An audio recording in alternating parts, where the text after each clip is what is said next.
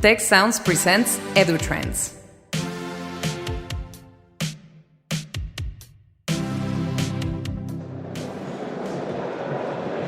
Hi, we are in INC Monterrey, the greatest festival of entrepreneurship in Latin America. And today I'm very glad because I have here a good friend, Norihisa Wada. Norihisa, the pronunciation is correct, Nori? Yeah, that's correct. Yes. Yeah. So Nori has been involved for a while in the EdTech field, mainly from, I would say, venture capital, acceleration of enterprises, and I'm very happy to have you here. Thank you. And I'm really happy to be here. Yes. It's actually my first time in Mexico and also, of course, Monterrey. It's a beautiful city. Beautiful city. Great. I'm happy that you're enjoying Monterrey and the festival of INC Monterrey. So, reading a little bit about EduLab, which is your company, the company in which you work. EduLab says that it seeks to improve education through science. Tell us a little bit about that. What's implied in that? Sure. So I guess it might be better to start with the explanation of EduLab, what we do in Japan. So EduLab was founded about 5 years ago. It's still a new company, but we've been in the education industry for a very long time. We were known in Japan as a Japan Institute of Educational Measurement. So we are one of the prominent assessment-based company in Japan. For example, you may know like the ACT, ETS of the United States, as well as Cambridge Assessments. We are an organization that specializes in assessments. And if you say assessment, you need to be very scientific. So one of the services that we provide to the Ministry of Education in Japan is, for example, we help Ministry of Education college entrance exams. You know, OECD, PISA, PIAC, TIMSS, those are all done by us in Japan. And also we provide the largest English aptitude test in Japan. So that is our history. But what we found out 5 years ago is now we see assessment and learning more fabricated together. And we saw a lot of dynamic trends going around outside of Japan, which was the EdTech, or should I say, which is EdTech. So we needed to create a new vehicle that is a little more generic than from the assessment. So that is why we created EduLab. That was 5 years ago.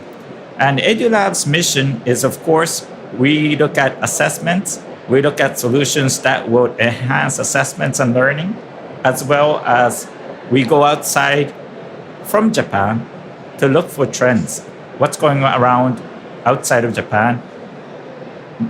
And the best way, or maybe the fastest way, would be to create an investment vehicle. So we have 2 vehicles in terms of investments. We have done direct investment from EduLab. We've invested in 7 startups in EdTech around the globe. For example, several companies in the United States, a company in Vietnam, 2 companies in Israel. So it's a global. And last year, we created another investment vehicle called EduLab Capital Partners, which is based in Boston. And December, we set up an office, and less than 1 year, we have invested in already another 6 EdTech startup. So that is generally what we are doing. And to answer your question, scientific is the foundation of our organization because we come from the assessment space. Exactly.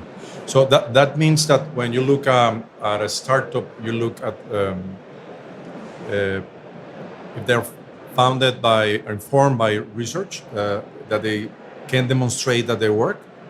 Right. So in terms of investment, one, yes, we look at one area, which is it effective? Because if you talk about learning and education, in the end, it's about return on education. And for us, return on education comes first before return on investment, because return on education is return on investment to us. So we look at the efficacy of what these startups claim.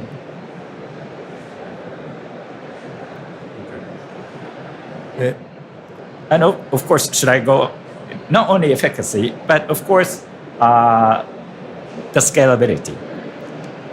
How scalable will these companies be? And also, another area that we started to look at is people talk about EdTech, education, technology, startups. But sometimes you need to look at tech in ed. So basically, some companies that we've invested recently, their solution is outside of education at this moment. But they have a core IP technology, which as an education company, we see a potential in the use of education. They might need a little bit of guidance, but we see their technology disrupting education from our point of view. So tech in ed is a new area of investment that we are looking. And I like that because most of the time we stay in our own field and we don't look at other places for pollination of ideas. Can you give us an example of one of those companies that Sure. come from another field and that their algorithms can be applied in education? Sure. So two areas that we are looking at. One is the field of AI. This is a straight example of a company that we recently invested. It's a company in Irvine, California. They use AI, GAN technology, to carve out movie clips, an object from movie clips. And they use that to regenerate images, to put it in a certain model. So for example, if let's say you can't dance like some Hollywood artist, but if you have a certain pattern of your selfie movie shot, by using this AI-based GAN approach, automatically carves out your dancing image and put it on the Hollywood model's dancing model. And that way, it's you who will be dancing in the actual field. And how do we use that in education? For example, for younger generation students who wants to learn English, they might feel more intuitive by seeing themselves in a storybook. The self-image, self-movement. And the other areas is related to assessments maybe. For example, in assessments, we create many question items. That includes videos, that includes pictures, and sometimes creating a new footage is very costly. But using this AI to regenerate these images will help us more cost effectiveness in terms of our assessments. So these are one of the examples of like usage of tech in ed. Tech in ed. Besides artificial intelligence, what other technologies are you looking at for opportunities that maybe come from other fields or even in education? For example, another example about tech in ed is voice recognition, automated handwritten recognition. These are also a technology that can be used anywhere. It's domain independent, somewhat language dependent, but it's definitely domain independent. How can we utilize these technologies in assessments as well as learning? So these are the areas that we feel potential. And what about virtual reality, augmented reality, extended reality? There's a lot of hype in that area and a lot of products that are coming for not education maybe, but for entertainment and hardware, a lot of investment there. Yep. Do you see a potential for those technologies applying education? Yes. I see a huge potential there. The reason why is because formerly, maybe Pepe-san, I don't know if you remember, but I was a former executive vice president for one of the prominent education providers, game providers for Nintendo. So Nintendo DS, Nintendo Wii, Right Brain Fitness games, those were all created by my team. So at that time, we've been looking at XR and, I just love the field. And the reason why we look at XR in terms of AR and VR is it has, I think, a potential to change the English learning. We provide one of the Japan's largest English aptitude test in Japan. So at this moment, assessing English is paper-based or computer-based. But if you want to really assess communicative skills, I think it's more effective if you put a person into a real environment using VR or maybe AR. So that's Provide an like immersive experience. Yeah, more immersive experience. Exactly. And I wonder, and I don't know if you have an opinion on this. I wonder why there is so little research in virtual and augmented reality in education. Because when we have looked at that field from the research point of view, the number of publications and people working in that field is very small. Mm-hmm. Do you have some ideas of why that is happening? Well, that is a very good question. Actually, I think because VR and AR, usually these raw technologies, the first users, the industrial users, are usually entertainment industry. Okay. And they're those creative people who are a little away from the scientific and the academic areas. Mm-hmm. But when these start to become a commodity and comes into the actual education field, for example, yesterday I visited Mosla, and you had a lot of XR equipments there, trying to introduce that to students and professors and everybody. But when people start to learn the potential of what these new devices can do, then the actual scientific research starts. So I think XR has been in the entertainment space mainly, but the use of education is coming. So the research papers will be coming in recent years, I think. More and more. Yep. Another field that we have found in our work, Mosla is one of the labs in Tec de Monterrey around virtual and augmented reality. It's spatial special imaging skills in math. So when you see a formula in math, it's hard to grasp what that formula indicates, especially if that formula is something in 3D.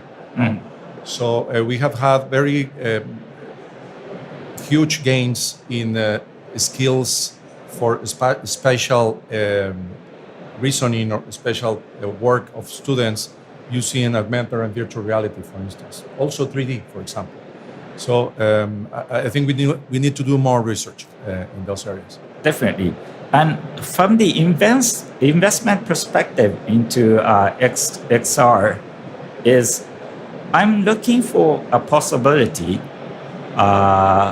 because XR human talent is very important.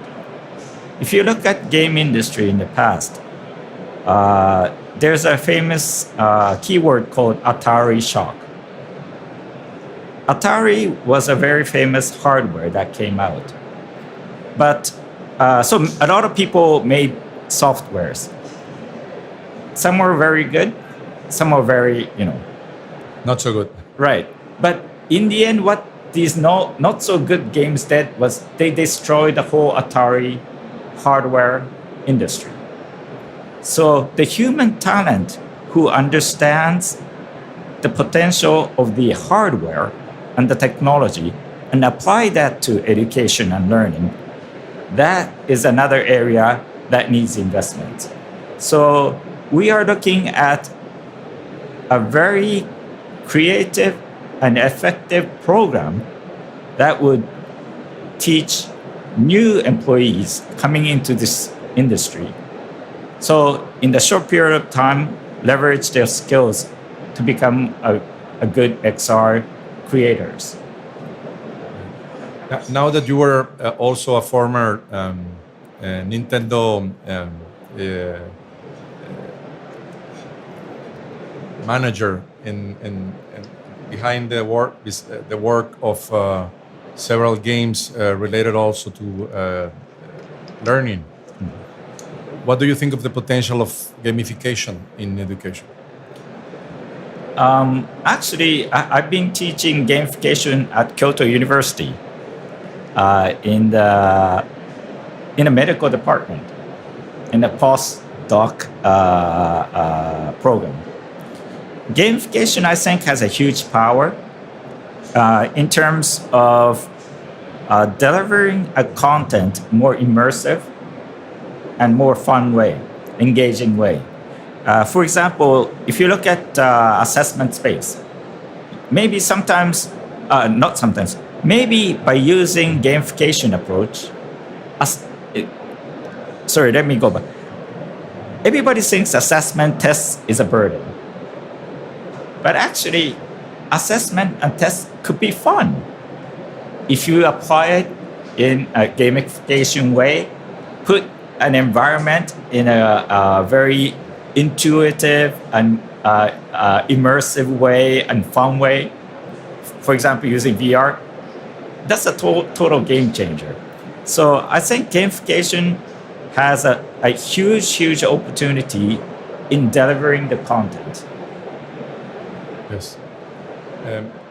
It's also another field where research is very small in gamification. So maybe also coming from an industry, some people doesn't take it seriously in education. I think research paper in the past in gamification, I think 6-7 years ago, there was one hype. And maybe one thing that I kind of understood was before people started saying gamification, it was called serious gaming. And before that, it was called simulation. So all these trendy names change, but the fundamental part doesn't change. So I think, yes, I do agree that in terms of gamification, the research paper is now declining, but maybe it has changed to another kind of research names like use of simulation approach in XR, VR, AR.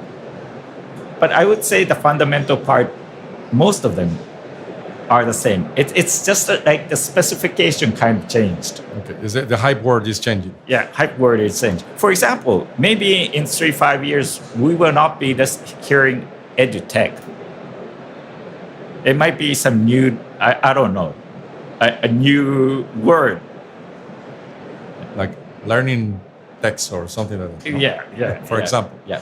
Now let's talk about problems in education. So when you're looking at startups for your venture capital investments, are you looking at certain number of certain group of problems that you're more interested in the field of education?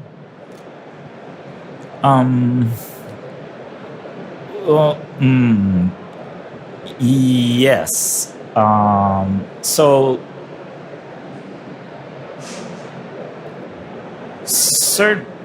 certain problems, yes. We see skills gap especially in the workforce and higher education. So that's one area that we're looking at. And another area that we're looking at today is about the talent pool. I just talked about the lack of talent pool for XR industry. That's another area that we're looking at.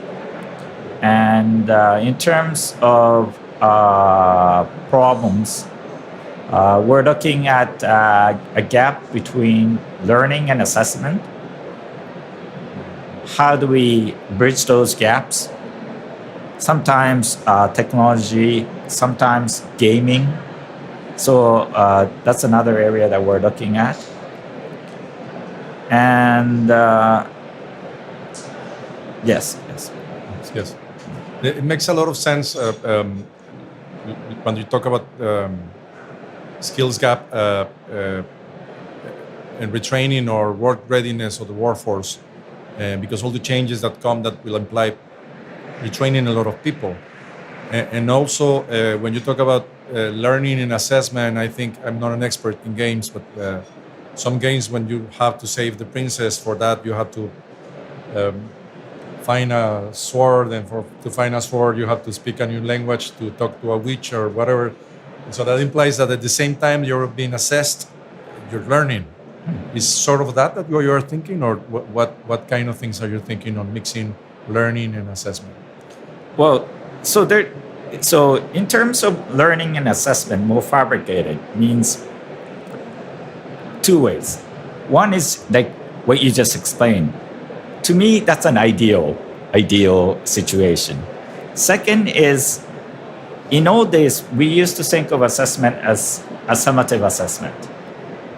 But now it's more fabricated, meaning it's a formative assessment. The platform's there. If you want to analyze it in an instance, the device is there. The logic is there.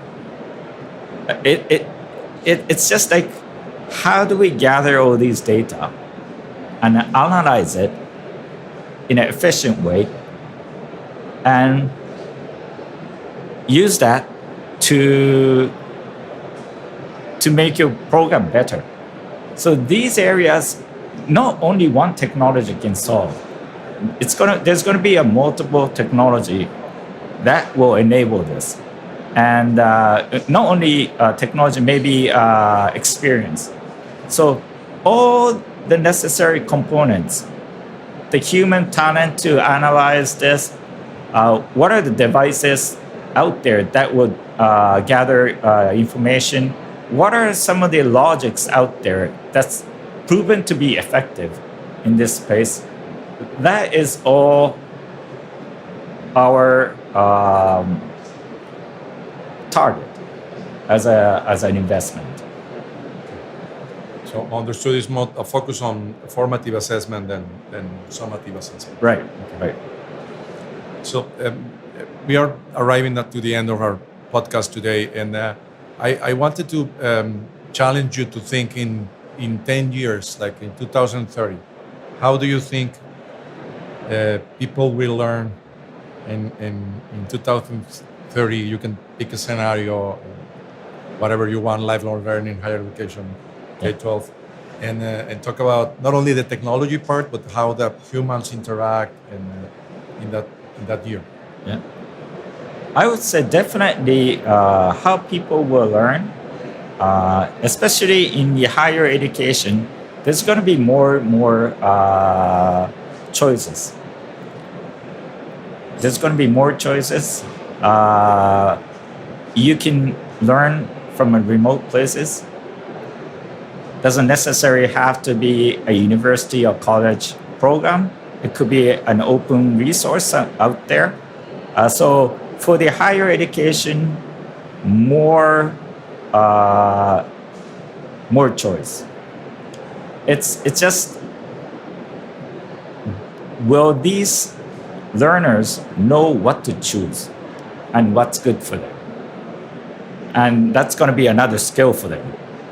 And for the younger generation, I would say most of them will still be learning in classrooms, but still more importance outside of classrooms, what they do. Because in the end, people learn outside of classrooms.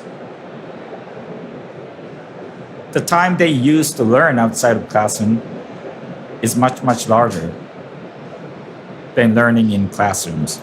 So also more freedom there, but compared to the higher education, not as many choices. So people more self-regulated in the learning in general, but much more in higher ed. Yep. Interesting. And how do you become self-regulated learner? Self-regulated learner. Yeah. Yes. In Tec de Monterrey Vision 2030, we talk about an open, personalized, and experiential learning. Mm-hmm. That's what we are looking at, and I think there's a lot of similarities in that. That implies also mentoring the student or helping the students to develop those skills to find out exactly what they want to do and what they want to become. Mm-hmm. So I see a lot of similarities in your future. And I see that your approach is very ambitious, and it's also challenging, but I think it has a vision. So I'm just excited. I was at Mosla and I visited your campus yesterday, and I felt that all that vision is in the campus. So I'm looking forward to 2030. Well, we invite you to 2030, but also next year to be here. Thank you very much. Thank you, Norihisa. Thank you. For more information, visit observatory.tech.mx/EduTrends Podcast. Thanks to Tecnológico de Monterrey and the Tec Sounds team. Tec Sounds producer, Miguel Mejia. EduTrends producer, Esteban Venegas and Christian Guijosa. Post-production, Max Perez. Stay tuned for the next episode of EduTrends and visit Tec Sounds in your favorite podcast app for other great shows and content.